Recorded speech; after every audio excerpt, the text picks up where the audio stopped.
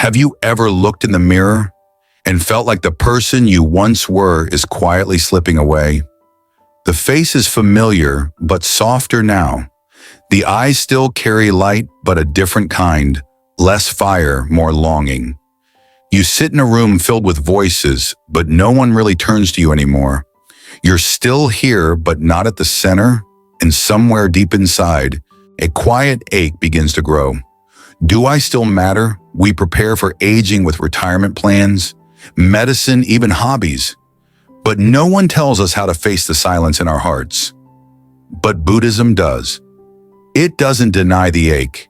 It teaches us how to meet it and transform it. Let's begin. There are 5 truths that may change the way you see growing older and the way you see yourself. Truth 1, you're no longer the center, but you still matter. There comes a moment in life when the phone rings less, the invitations slow down, decisions are made without you, and the people who once needed your approval now barely ask your opinion.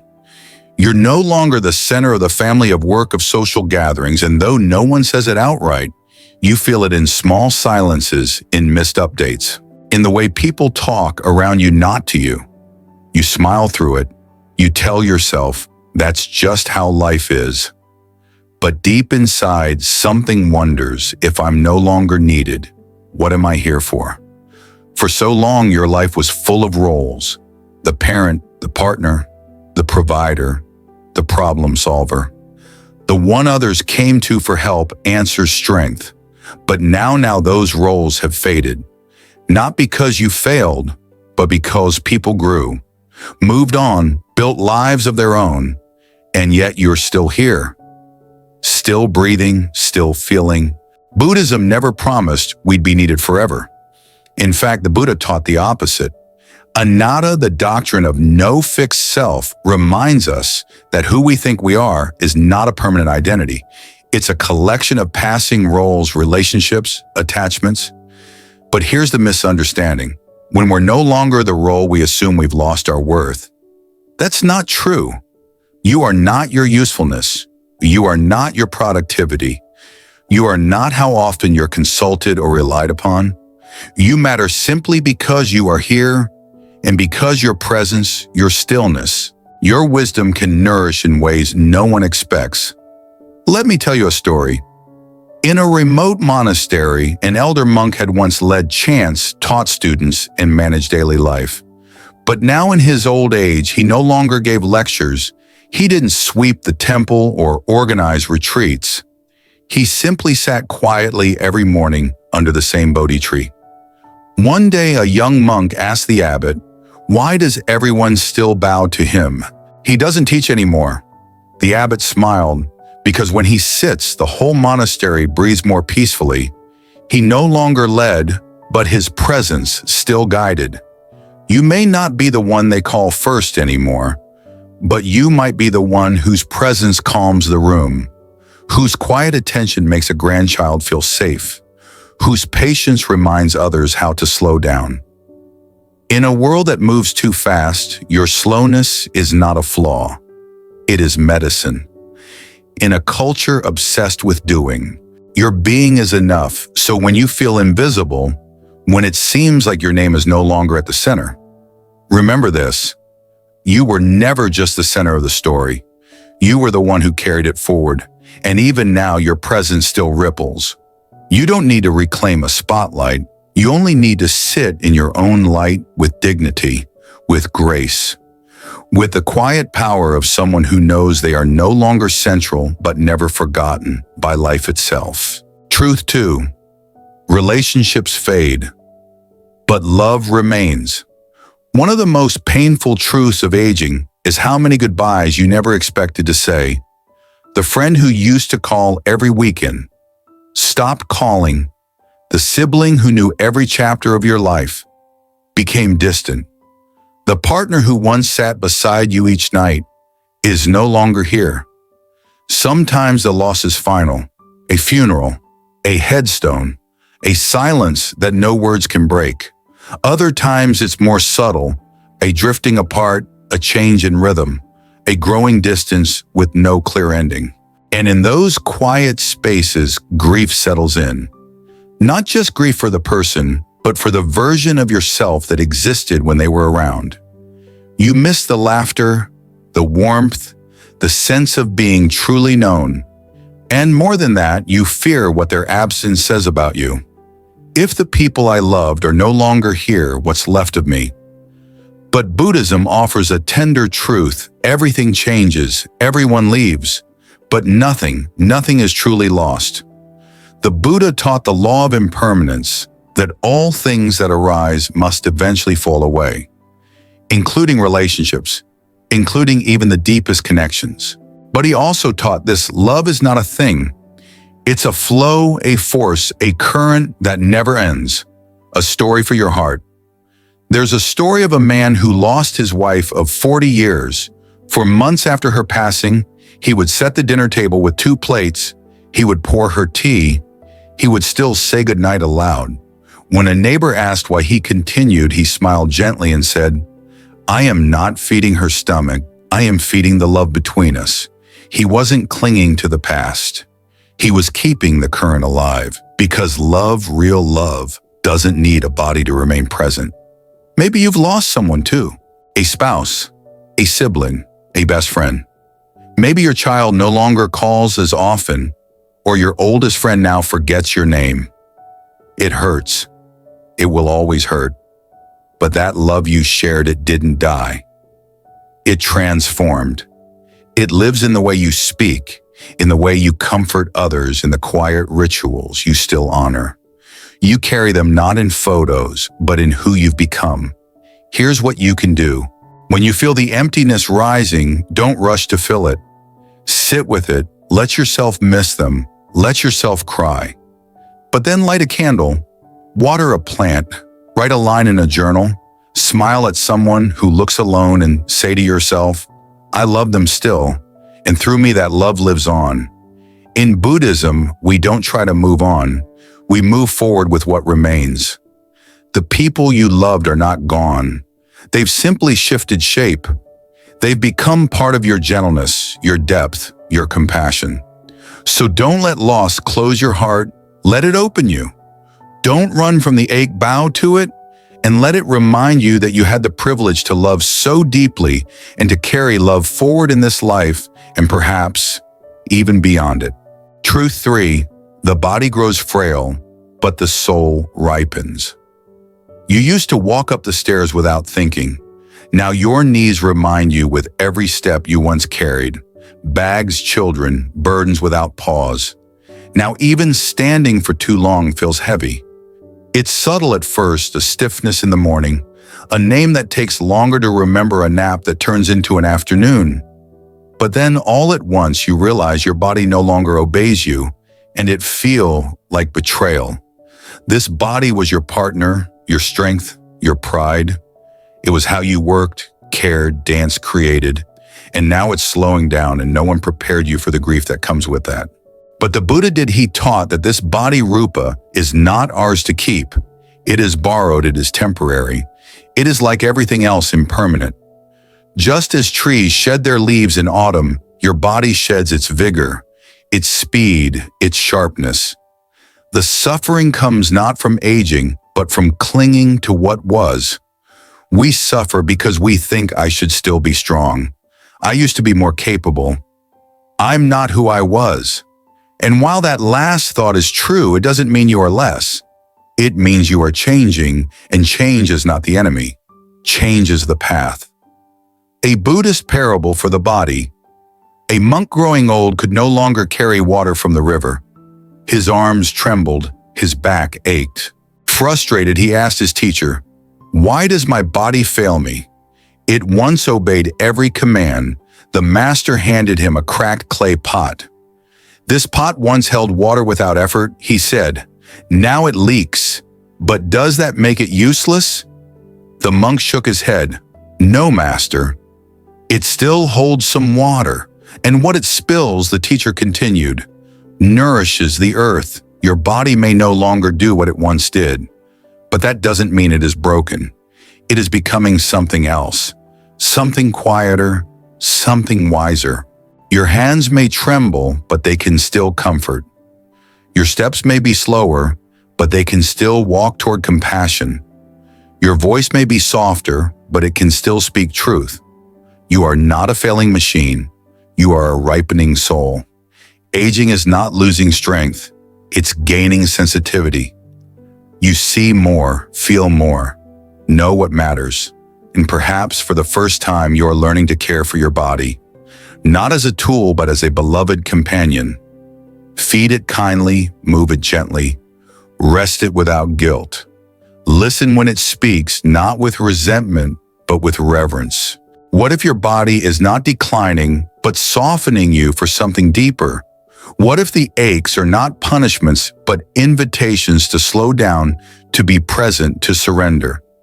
In the West, aging is often seen as loss. In Buddhism, it is seen as ripening.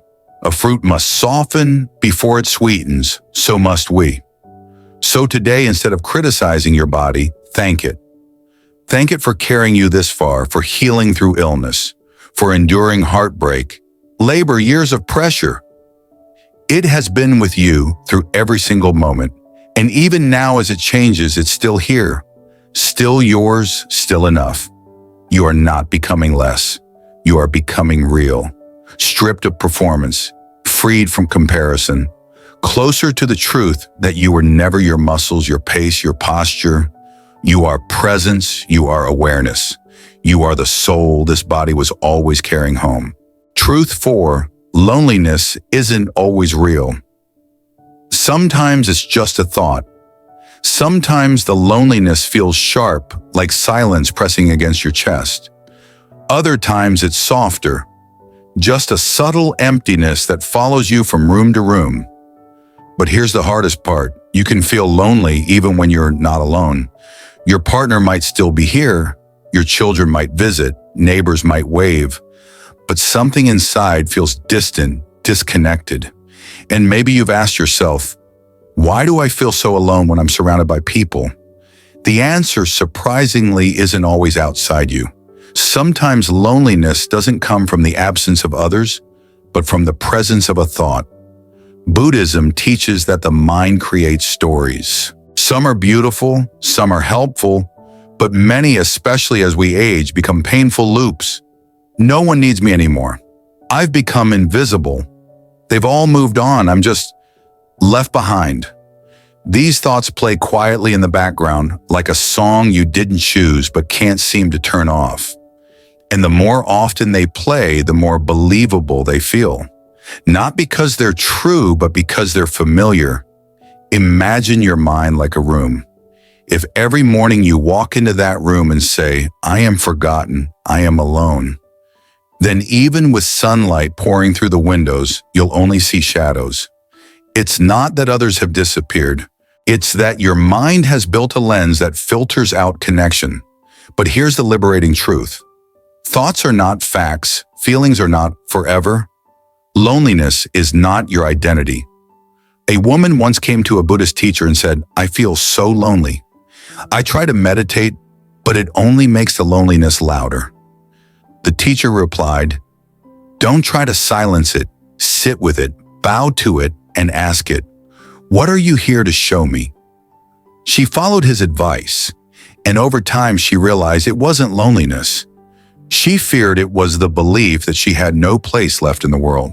But when she began volunteering at a nearby garden, she found joy in planting alongside others. Not always talking, just being together in quiet company. Sometimes what we need is not someone to fix the loneliness, but to gently sit beside it, to say, I see you, old friend.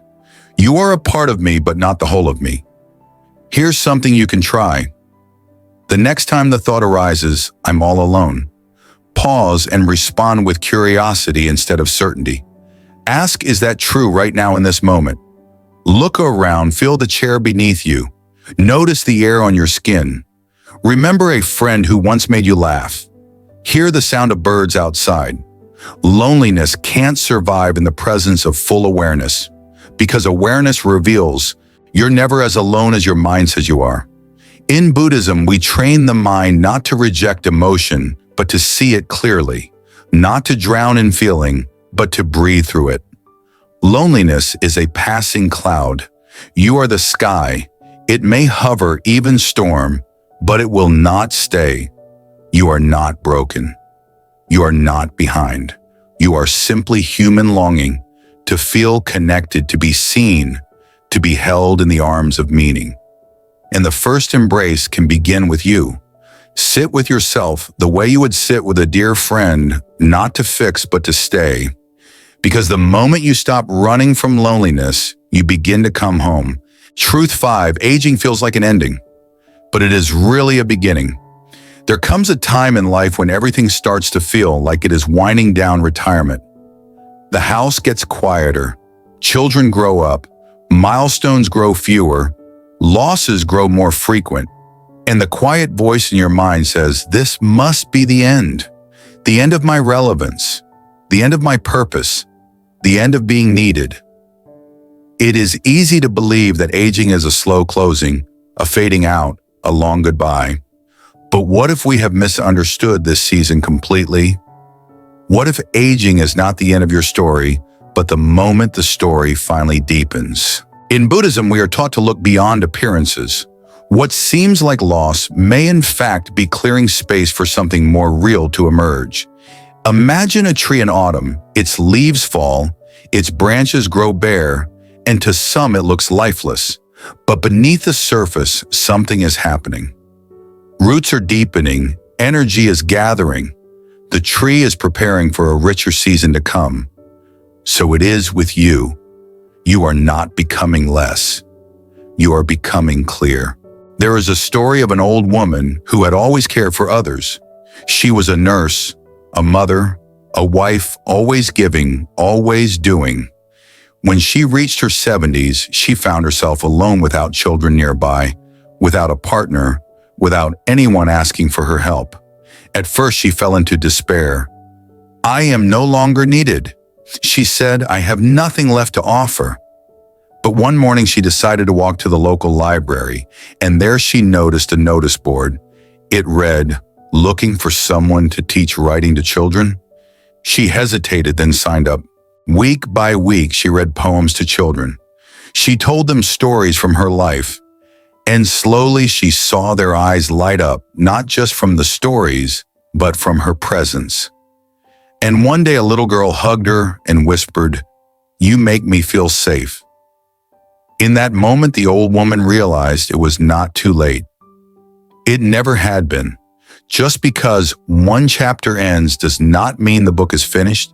It may be the first time you are writing from your truest voice. Not as a parent, not as a worker, not for anyone's approval, but simply as yourself, and that is a sacred place to be. Aging brings the gift of letting go of who you thought you had to be. It strips away the masks, the urgency, the constant doing. And what remains is something rare. A soul that has been softened by time, by truth, by tenderness. In Buddhism, this softening is not failure. It is ripening. It is maturity of the heart. It is the wisdom to know that being alive is already enough. So when you wake up and feel that sense of emptiness, remember what you feel is not an ending. It is space, and space is not absence. It is possibility for stillness, for gentleness, for beauty that is not rushed. Possibility to offer your presence, not your performance. Let aging be a beginning of honesty, of slowing down, of caring more deeply, and needing less in return. Let it be the season where you turn inward, not out of retreat, but out of readiness.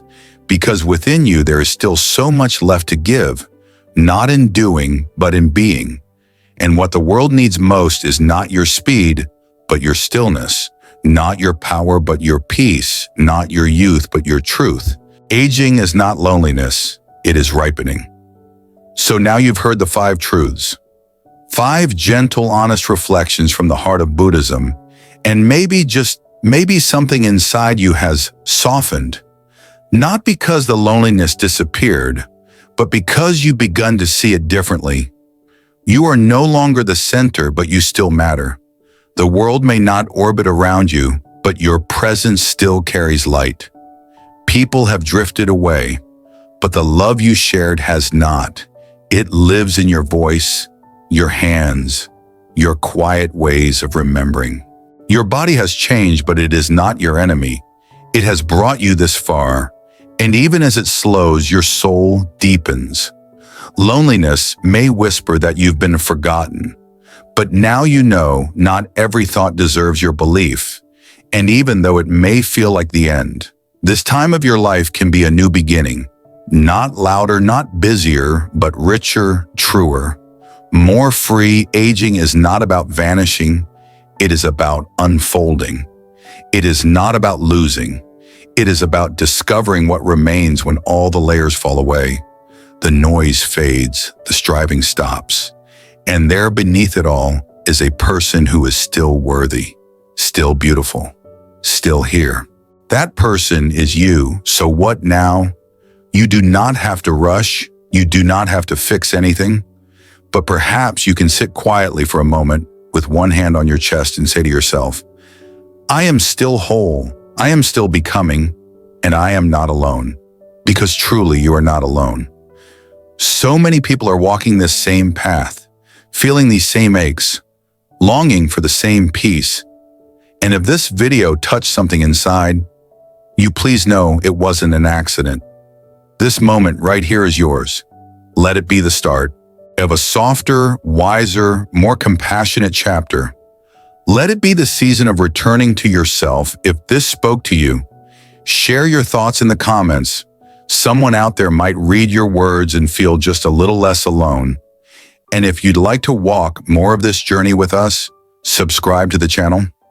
There's still so much to explore, so much beauty left in aging when seen through the eyes of peace. Aging is not the closing of a book, it is simply the turning of a page. And this next chapter is yours to write.